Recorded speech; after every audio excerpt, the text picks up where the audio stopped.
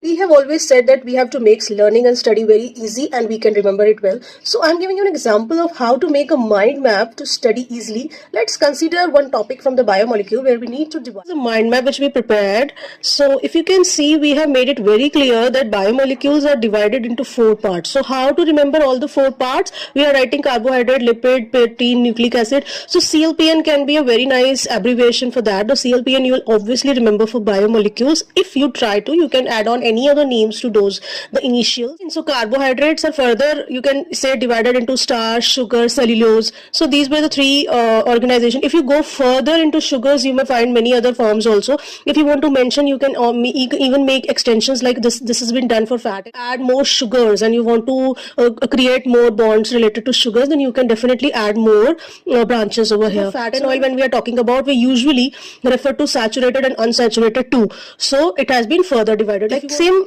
we left the membranes and the lipids. So when we are talking about membranes also, you may also write the classes of membranes alongside, like phospholipids, and you can write glycolipids, the cholesterol. That also you can mention in the further branches if that's appropriate to your content which is coming in the exam. So you can add on that. We're talking about protein, we mainly talk about amino acids and peptide bonds.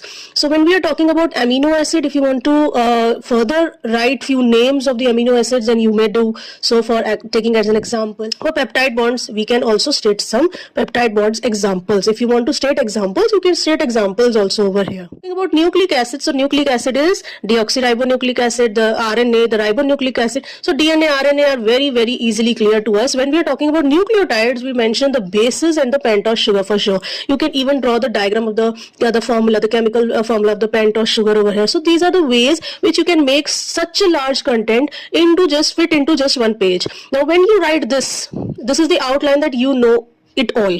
Now when you are going to write it into major answer, what will you do? You will write 1 or 2 lines for each of these and then the answer can be easily completed. But nowadays when you go on for application based questions, the practical based questions, the MCQ based questions, it just needs words, it just needs phrases. So this also helps you there as well. So this is the way one of the mind map can be done. We'll be sharing more mind maps with you soon.